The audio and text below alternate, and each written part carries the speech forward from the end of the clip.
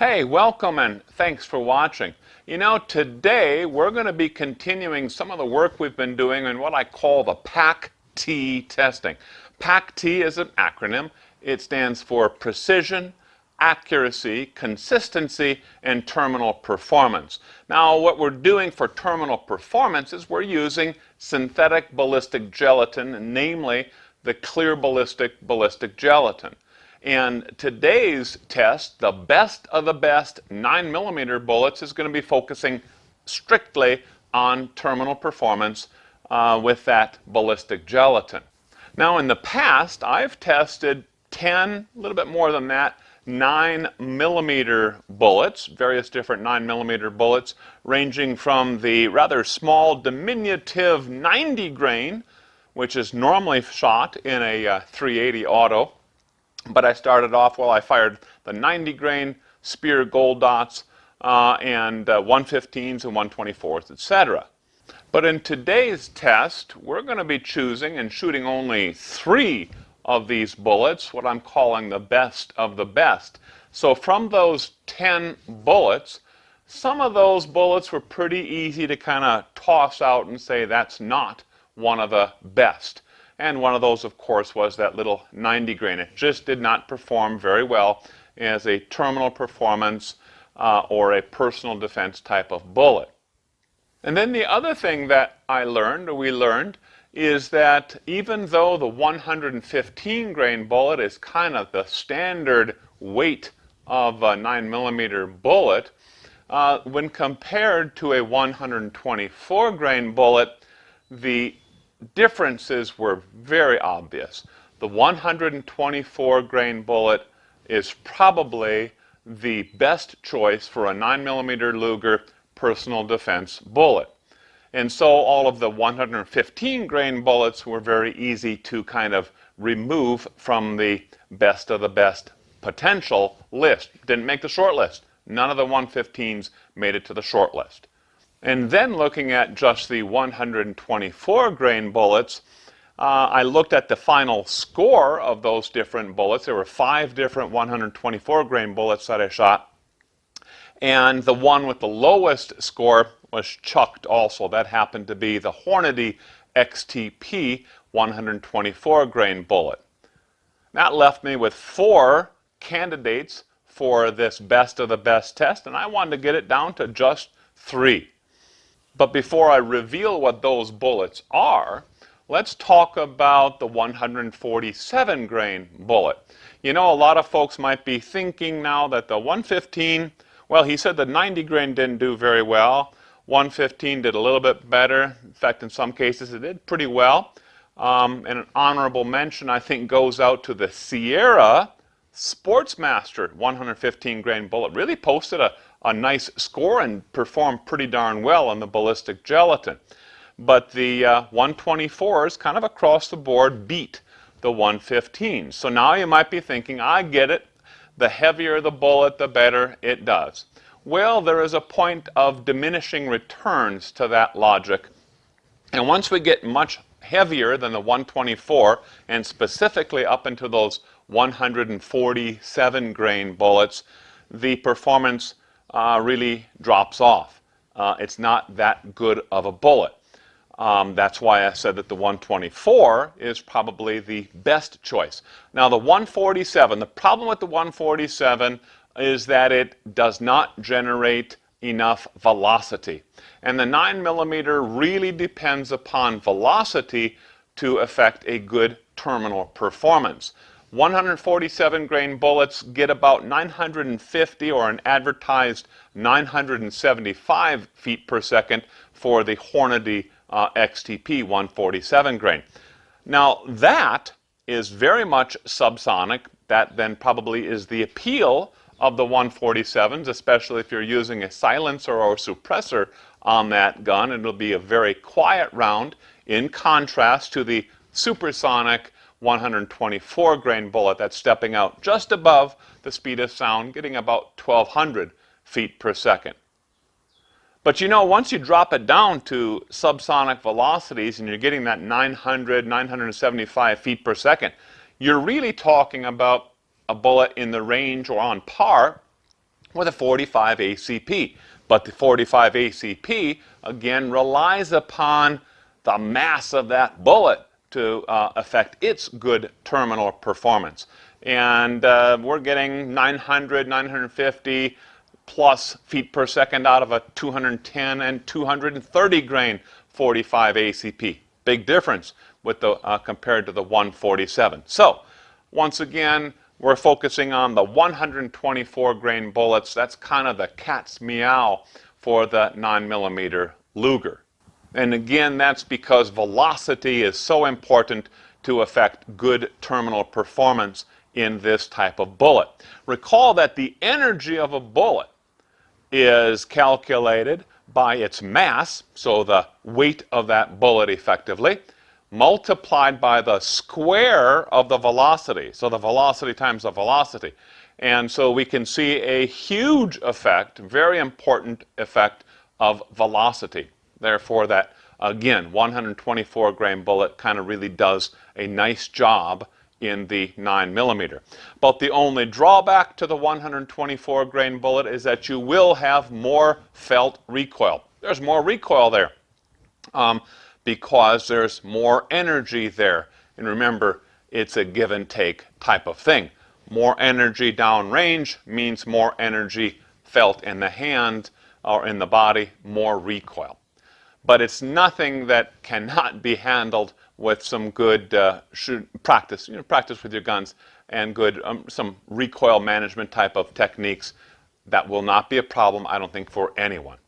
So in our previous PAC-T tests, those 3 bullets that I'm going to be using today for the best of the best ended up scoring very well previously. One of those bullets is the Sig Sauer V-Crown 124 grain bullet. These are rounds that I'm reloading or hand loading. So stick around. Once we get back in from the range, I'm going to talk about how I loaded these powder charges, etc., etc. This is one of our best of the best that will be tested today.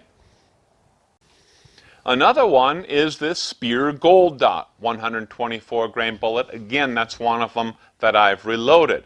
And the third is the Winchester Defense round. Now this one scored pretty darn well on all my tests previously, the full PAC-T test. The Nosler 124 also did a nice job, but I ended up choosing this one, not because it really flat out beat the Nosler, but rather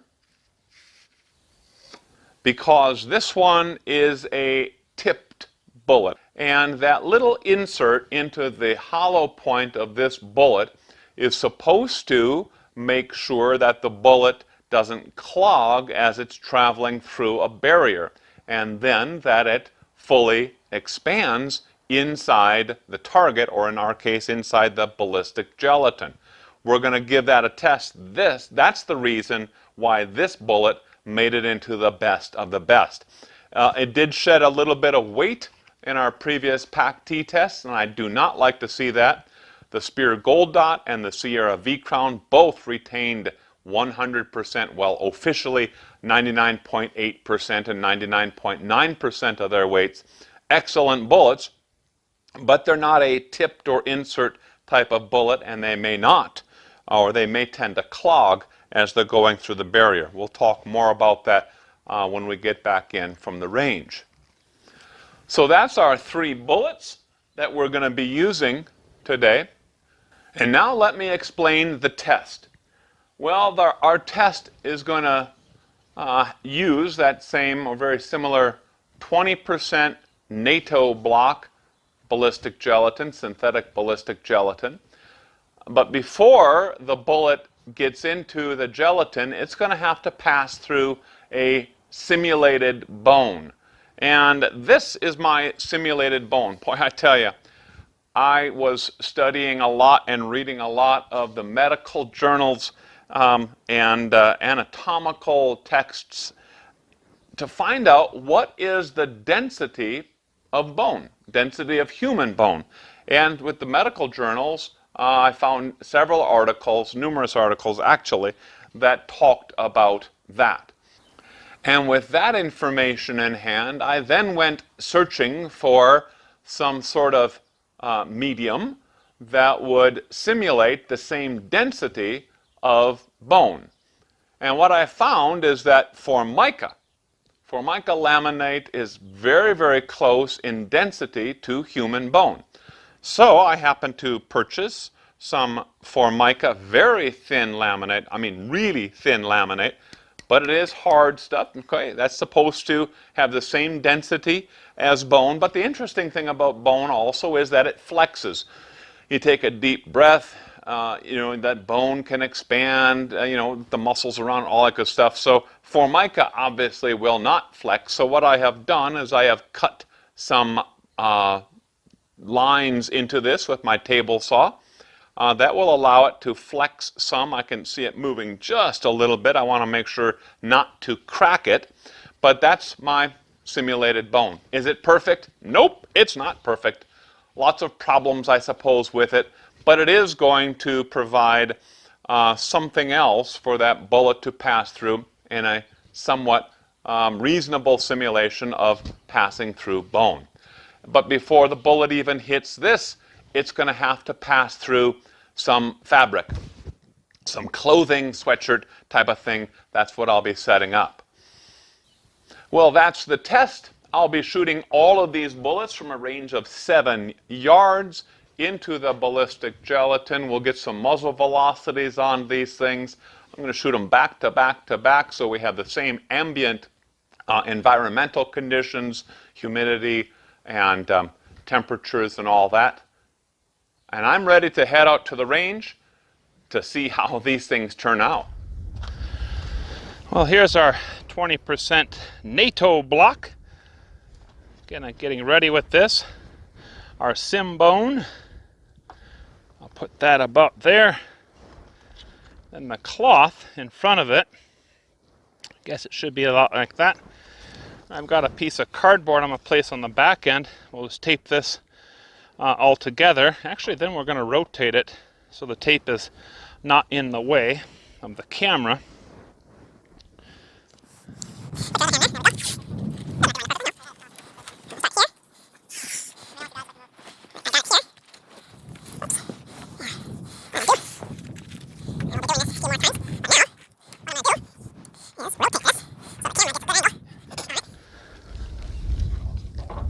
What's that?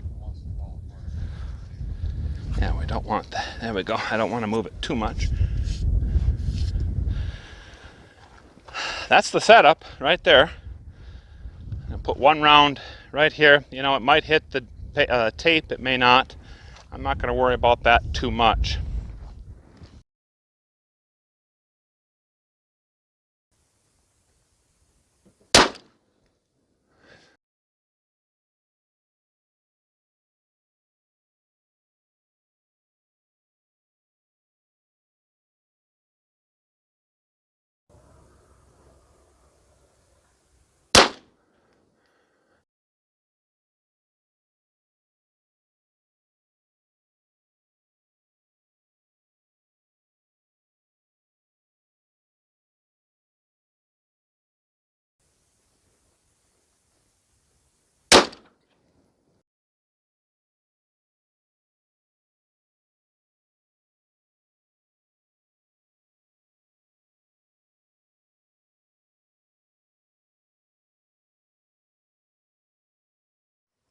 Hey, thanks for sticking around and coming back for the wrap-up. It'll only take a couple minutes, I think, to wrap this up. But let's go ahead and get started. First of all, I promised to talk about how I reloaded these rounds. This is the 124 grain Spear Gold Dot. That's the bullet that I shot first. And the 124 grain Sierra V-Crown or Sig Sauer V-Crown. That's the bullet that I fired second. Both of those I reload, and they both take a 5.0 grain charge of unique, and I use, of course, a taper crimp.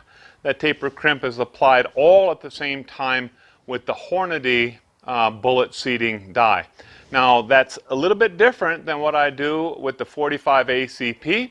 We'll be doing a test with the 45 ACP, best of the best 45 bullets, in our next episode.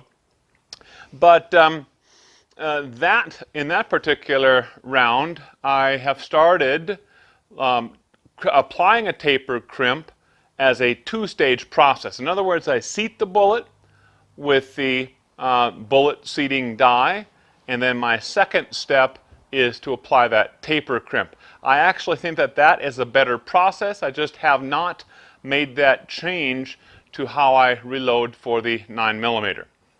Well, anyway, let's talk about those bullets and the results in the terminal ballistics. So all of these rounds were fired from 7 yards, exactly the same position, and they were fired very close to back to back to back. So under the same ambient air temperature conditions. And those blocks, those gel blocks, are extremely consistent. They're fairly consistent between blocks. So I don't think that the block itself has much to do with it. They're all 20% NATO blocks and synthetic gelatin, obviously. We talked about that. Now, first round through was the Speer Gold Dot. And the muzzle velocity on that 124 grain bullet was 1,168 feet per second. What was interesting is that bullet passed entirely through that 16-inch long gel block. Made a nice hole in that hoodie sweatshirt material, punched right through the sim bone, and this is the actual barrier that I used. You can see where it struck pretty much between two of these particular, let's call them rib bones, and dislodged them from this laminate, and then the bullet just passed right through. Passed right through the cardboard at the end. Now, I was wondering how this was all going to play out. I thought it was going to go one of two ways. It was either going to start passing through this, and if it didn't clog, I thought it would hit that ballistic gelatin, and that would then force it to expand like we saw when it was fired into clear ballistic, well, plain ballistic gelatin without any barrier or anything like that in front. It expanded beautifully.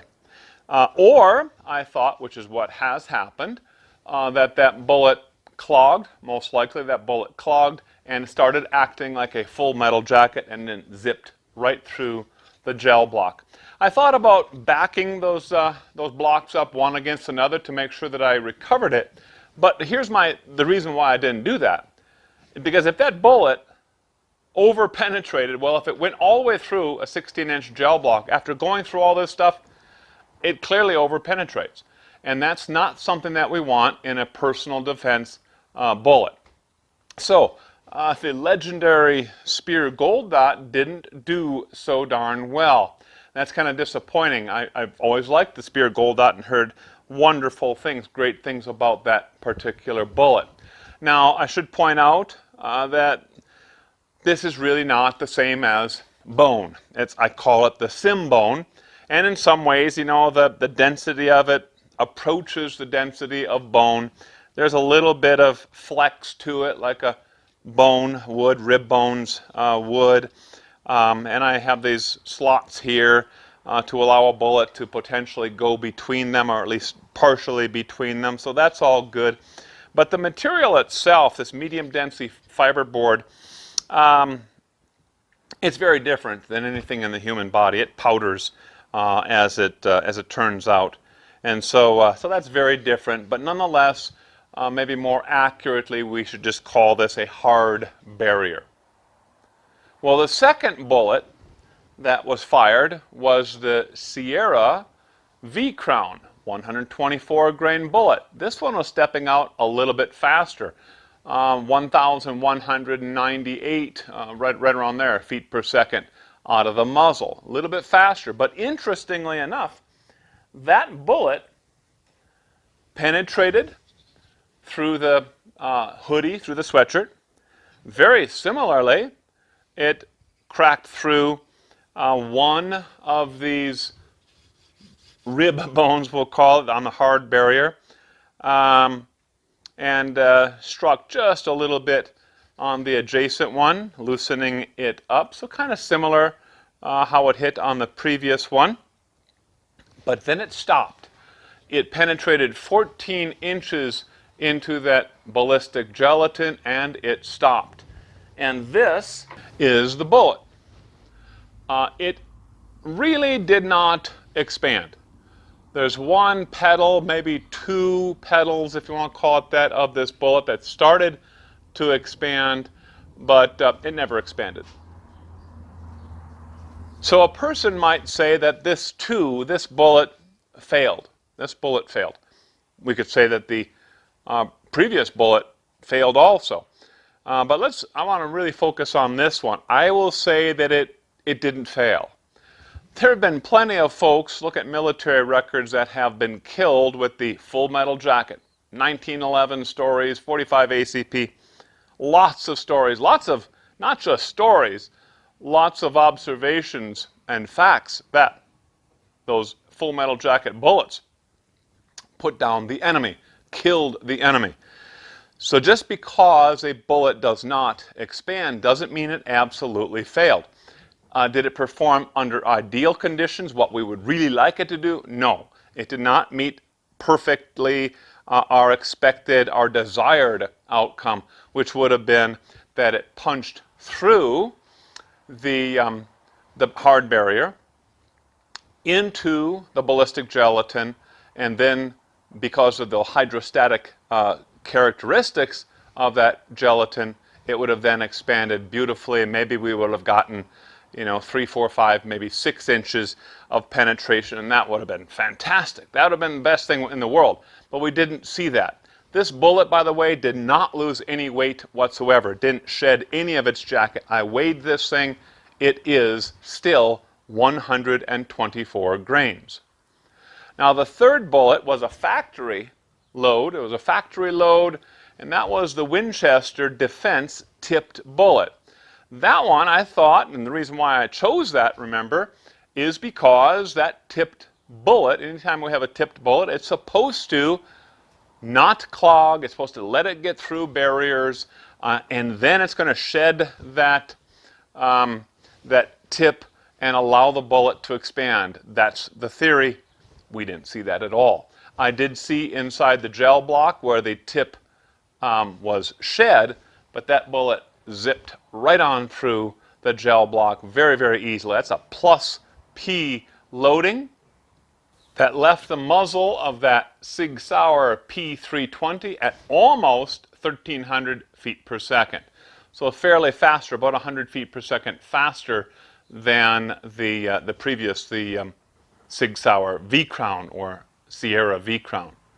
So of these 3 different bullets, I will say that 2 failed.